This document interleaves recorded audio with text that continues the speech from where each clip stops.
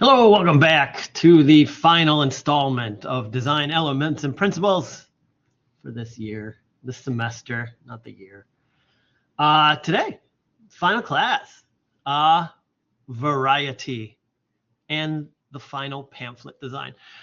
Just everybody, I got back to everybody. It's like 3 comments was I think the overall arching amount for the posters. So it's just like 3 small updates. There's nothing major for anybody. Wonderful work coming through. So thank you. Then just mock it up. I will talk about Project B Final. I added in a mock-up just to make it easier on everybody. And I'll tell you a mistake I made this morning while doing it. It's kind of funny. But it doesn't matter. I'll update it. And you guys can reach out to me in the future. We'll talk. How to do the variety research. This is your final one. Back to InDesign, practicing InDesign. Your variety project is the same as the other. 6 compositions is using color, shape, and typography for variety. And then I'll talk about Project B Final. And then we're done. Bum, bum, bum. All right, let's get into it. Let's do variety, and I'll talk about that final project. Where is it? All right. There we are. All right, variety. So this kind of comes, I feel like, is maybe to some people almost opposite of like some of the things we teach in graphic design, where you're like, make sure things don't look the same and act the same and blah, blah, blah. But you can have variety in design to add interest, but the variety needs to also coincide with the design itself. So like it just can't be like really just like all willy-nilly. I'm gonna throw in this, I'm gonna throw in that, I'm gonna throw in this, I'm gonna throw in some of those, and I like this over here, and I'm gonna put that in. So it'd be like, I'm gonna add drop shadows, glows, like everything, a rainbow effect, like everything you can think of.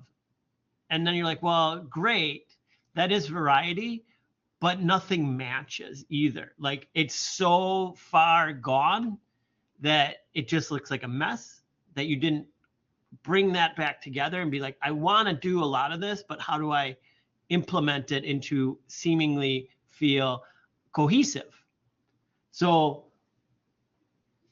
I kind of feel like I want to keep these open for this one, but I'll zoom in. I'll talk quickly. This is a quick one today. Not because I want to get out of here. I got plenty to do. So diversity of elements, it's varied elements, sizing, characteristics of those elements. But as you'll see in some of the examples, there may be a variety of a single element used, not a variety of many different elements. And I think that's where we need to start. That's probably the better way to talk about that, is that there's a variety of one thing instead of a variety of 700 different things.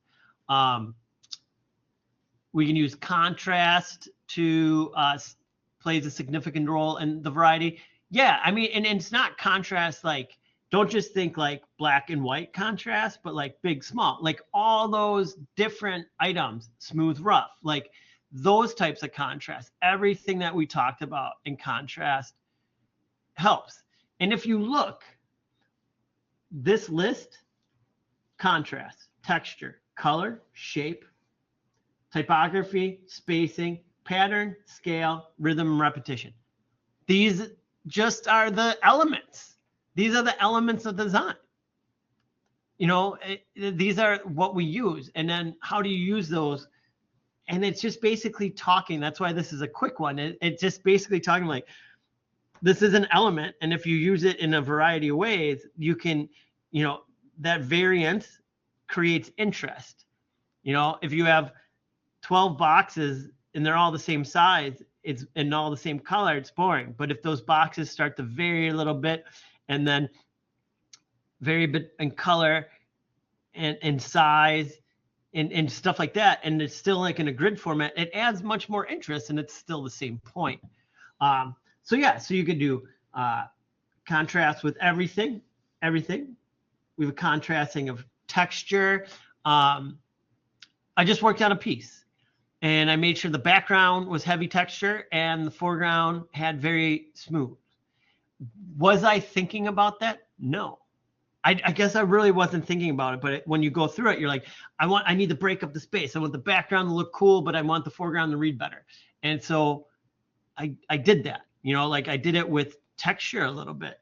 I didn't really do it with color variety, but color variety is, a great way to work with this. But you'll see in our examples that like there's so much color variety you can do with single colors or like 2 colors. I'm not talking like everything's got to be a rainbow. Like I want to use every color under the sun. Over summer, when you're bored, instead of getting on TikTok, maybe like go and look up some YouTube about graphic design and and look these things up and watch other people besides me, because I'm sure you're tired of hearing from me, but you'll hear other people talk about this and like color variety. People like stop. It's like typography. Typographic variation and color variety is like 3. Like stop at like 3 colors and then blend them. Like then you had other colors in there, but you don't need to be like, I want this thing blue, this thing yellow. Wait, okay. This thing red, this thing orange, this thing yellow, this thing blue, this thing indigo, this thing violet. Like just going on every color. You choose a couple. 3.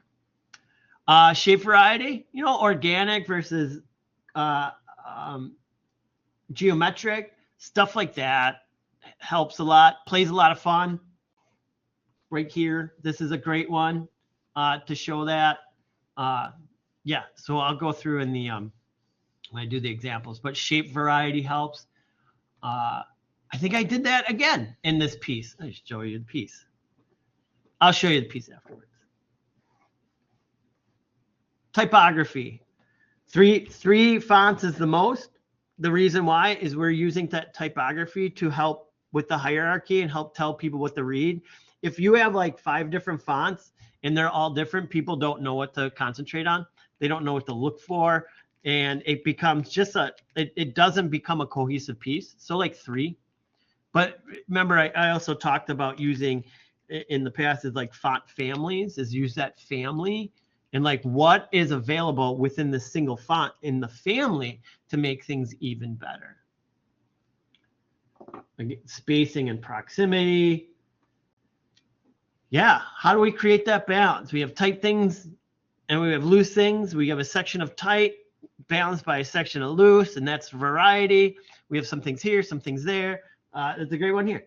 All open, kind of in the middle, really busy on the outside.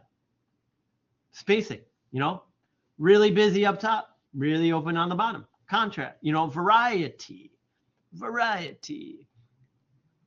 Pattern, yeah, I mean, pattern diversity. That's a tough, that's down here. Pattern diversity right there. Scale variation. Think back to the, when we talked about scale and like having like, how do you make the scene seem epic? You put a small person into a large background. That scale variation, changes everything. So you accentuate that in your design. And then rhythm and repetition. I mean, we have a repetition of angles, shapes here. We have a repetition of hand-done shapes here. We have a repetition of these colors here. So it works across the board as well for variety and keeping the viewer interested in what's going on. Let's look at these. Let's take a look at our examples. I show this one because it is a photo and it steps away a little bit from the graphic design. And it's got this beautiful, like the contrast, beautiful frosting, good enough to eat. So great. And then the contrast, An Evening with Designer, Louis Philly. And it calms it down. Contrast and type. And then we have that lower right here. So great contrast and type here. And then we have the open space where all there is just the writing. And it's surrounded by a whole story, right? This is like a story. They're telling a story. I like to like kind of go back and forth. Okay. This is the dining stuff. The cork is open. The wine is poured. They're ready to eat. The placement is set. They made the frosting that they wrote with. But then like the goofy part, so it's like 1, 2, 3, or you could go across. So it's frosting was made, put in the bag to write the message. This is all, to me, seems evening. So we have dinnerware, wine opener. The flowers are out. Maybe you put those in a vase, and then some pickles. I forget what you call those small pickles. There's a name for them. But like this is kind of evening. But here's like a little bit of morning. You know, you got your coffee, your little bread with some fresh jam. You know, preserves. Like that's kind of like the morning section, and then just some fresh fruits to like balance. This balances with this, but it's instead of just more flowers, they put the tomatoes and a ton of variety and a ton of storytelling all in one piece. You know, the more you look at it, the more you just kind of absorb it. Can't get any more basic than this, you know, like Rustic Music and Arts Festival. The whole bottom half is just plain and simple. And then we have the whole upper half, which is a crazy doodle illustration, you know, nothing wrong with that. But also we're balancing colors too. You know, it's not like this is a way off color. And then they've subdued it. They have a teal, a blue, like a mustard, an orange, and a pink. So it's not that many colors. Here's basically the palette is right here. 5 colors, but they're all like in the same tonal value. They're all kind of the same, you know, like one's not blaring, you know, they didn't do bright yellow. They did this mustardy yellow. And it's so it all, even though there's a lot of color, it doesn't seem overwhelming with too much color. They all work together very well. It's a good color palette overall. Let's see, 1, 2, 3. Triad. I'd even go as far as it was like a triad. Yeah, triad. I do a triad with 1 extra color in there. There's a secondary blue. I'm not counting the bottom, but you know, how fun is that? You know, like I'm just making it crazy. What are we gonna put up there? Nothing. Just leave it crazy and have people look at it and look at all the organic shapes. And the only part I don't like about that is they did this weird like offset shadow. You know, like they took the design and then they cut it out and then they shifted it. I don't think that was needed. I really wonder what it'd look like without that. That's an experiment for some other time. So there you go. Like variety, like have some fun. You can have some fun. This one I just showed, it's the variety. It's the difference between like this kind of like font. The font is like a serif font. It's a little bit on the edge of like stencil. So it makes it a little bit cool. Handcrafted interfaces, mobile apps, and timeless branding. You know, like, and that's what it says down here if you can't read that. It's pretty like standard, clean, really clean font, but they're talking about handcrafted interfaces. So why not show like, we got to make it look like somebody got out the paintbrush and they just scribbled this. Of course, it's digital painting. I highly doubt somebody did this non-digitally, but you know, it shows that contrast. They didn't do this in like a handwriting font. You know, they weren't like top notch. You know, they didn't do that with this. They did it very clean and clear, and it's a big contrast. This one, really soft photo. Just lady laying on a couch by a window, you know, muted. We got these teals, and then on top of it, geometric pattern, you know, like a abstract geometric pattern to break up. Like, even though there's this line pattern here, we went crazy and we did this like connecting pattern of transparencies, and it's kind of fooling us. Like this even this image is very like low depth, you know. I don't know the proper term, I'm not a photographer, but like there's not a lot of depth to it, you know. It's like a love seat, so it's from the love seat to the window. She's just jammed in that seat, but then they add this like geometric pattern that could start to feel like it's a little bit 3D-ish and popping out. They got some highs and lows, it looks like, the way they did that, but it's geometric, contrasting this real soft and grainy look, and that's what we got going on. And then they took, because they surrounded the model and the darkest area of the image as well. You got to take this as being the darkest image, and it fades out to lighter. That then they put the text in the darkest area, and then they surrounded the text by this geometric system. So you kind of have like three things to look at. Then you look at the model, you look at the geometric patterns, and then you read the information. And the information jumps, you know, because it is placed so eloquently on the darkest part of the image.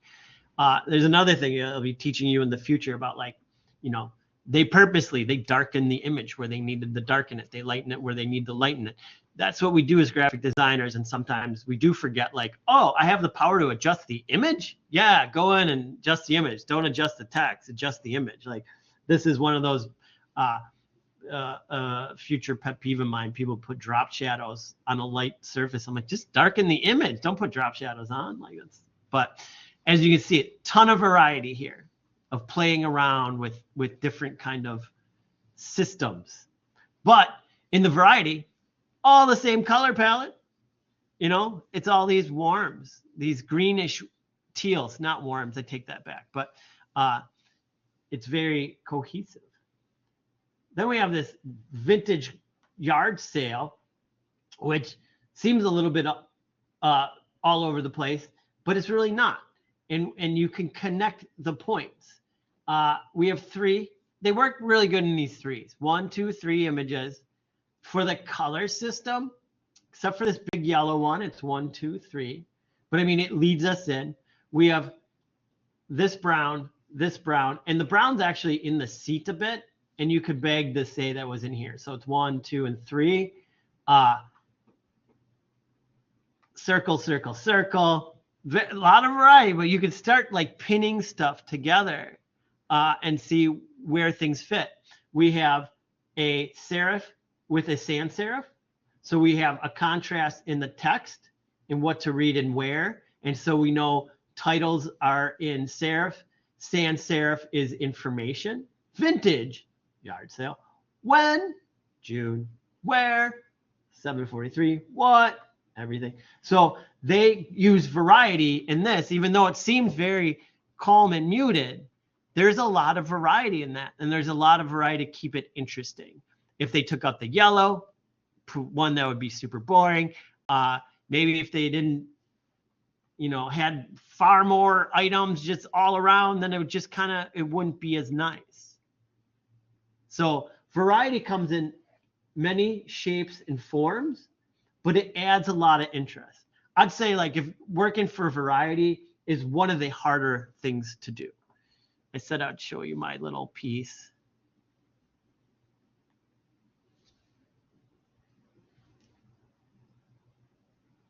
Oh, on desktop.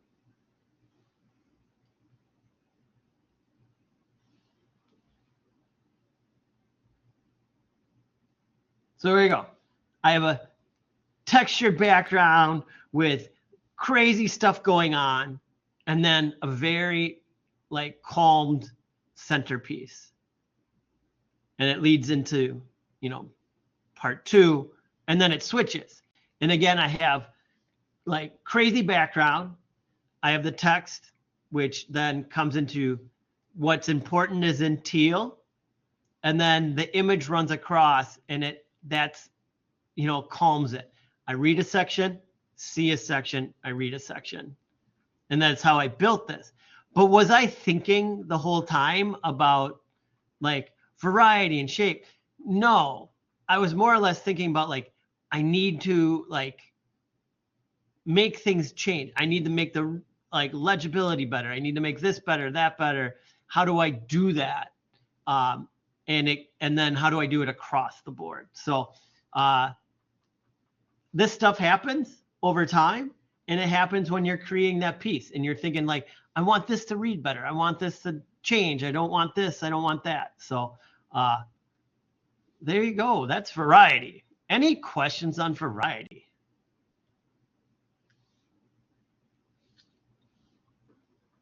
All right, cool. Again, you know what to do for the research. Final one, right? Final one. Woo! But guess what? You got to see over this 8 weeks so many examples of other pieces of graphic design in the graphic design world. You did your 3 and you looked at 6 more examples every, twice a week. You know how you learn? By looking, seeing what other people are doing, looking at like professional stuff, not just like only looking at what you do, but getting out there like, oh, I love that style. I never knew about that style. Look at what they did there. That's how I want to try that. Like that should be the end all be all. That's why we do these. Is like you get to this point, like, I love that style. I'm going to totally try it. And I do that all the time. And I do it in failures. I've done, I just had a couple like huge failures. That piece I just showed you started in a whole different direction and it was horrific. But I was trying a style that I wanted and it turned out and it was like puke. And then I grabbed onto something. I wanted something brighter and fancier and not down this other path. But that's why we've done this research, is so you're seeing graphic design from all different people, places, and styles. You know your variety project. Have some fun with it. I think I have it. Oh, I thought I had it open. Same as the other ones. Final one.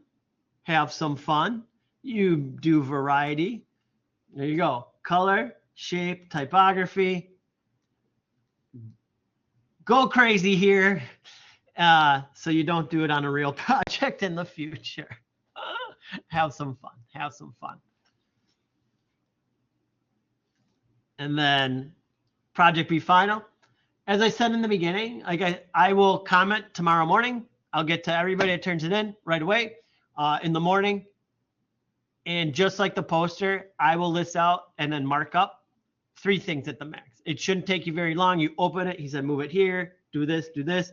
And if you have questions about it, you write me back and I'll get back to you and be like, no, this is what I meant. I've already had a back and forth already. I think with 2 students about it. So do that. What I have included for the mock-up for part 2, you can just use this one. And you just like click on it and download original file. It's big enough. And you can do like back and front. Now what I messed up, it's actually 2 fronts, but do a front and a back. I'll fix it in the future. I was talking, somebody came in, I was talking to them. I'm like, I have like 5 minutes to get this thing ready. And then as soon as I posted it here, I was like, oh, it's 2 front covers. But do a front and a back. Nobody's going to question it quite yet. And we'll fix it in the future. And then you can put your pages on here. You can download it, put in the Photoshop, and then use that multiply, use the transform, place them in. It'll look great. It'll look great. And if you have some problems, let me know. I'll be checking stuff. Now, the other thing to be wary of, everything is due on the 25th. Everything. The course shuts down on the 25th at midnight. Literally at 11:59 p.m., boom, it's done. So if you don't get it in by that time, it's not in. It's just done. All right. We are in college. It's a college course. We've been running it this way the whole time. And I'm sure you've had stuff that's already been due. Like I extend the due date. I'm sure you had stuff that everything was due this week before, for your final class. So make sure you get everything in that you want in by midnight on Sunday, 11:59 p.m. on Sunday. And we should be good. Other notes. Keep practicing in the summer. Don't take the summer off. Give yourself some assignments. What do I mean by that? Design small things. Somebody's got a birthday, make them a card. Somebody's got, you got a rummage sale, make the sign. Like, do it in these programs. Whatever you have the chance, do it. You know, somebody, I used to show this. Like, I have a child, and I do stuff like the chore list, but I make the chore list look rad because I can, you know, like stuff like that. Practice. Like, I don't just like make a chore list. I'm like, let's see, do I have it? Here. Oh, that's not it. Or I make stuff for my son. You know, he had a challenge trying to get his handwriting better. So we made 100 days super, you know, if he practiced for 100 days, he got $1 a day. It took like 200 days. But, you know, like, make things fun. You know, make stuff for yourself, make stuff for others. Don't let the program, you'll forget. And you don't want to forget. And you should be wanting to. I go about a week and I'm like, I start to go stir crazy if I haven't designed something. Make sure you practice in the summer. You can reach out to me in the summer. Send me an email. It may take me a day or two to get back to you. Send me an email. Yes. Is it the same email for the school to get? It is, yeah. It's the only email I got on that. Phone number is the same. Email, phone number, it's all the same. Yeah, I checked my school one. How dare, I would never give you guys my personal email. No, no, I just use the school one.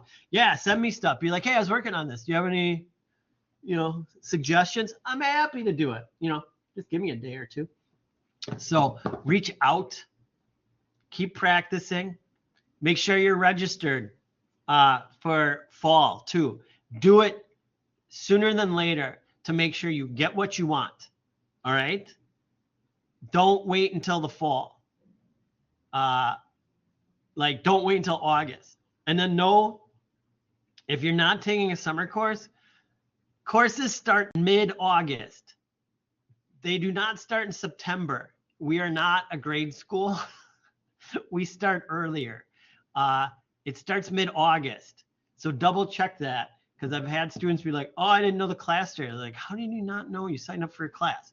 Know when that date is, when it starts. Mark your calendars, write giant notes, know when it starts, get your textbooks. You should all have Adobe Creative Cloud already. Make sure you have that, and be ready to jump in when fall starts. I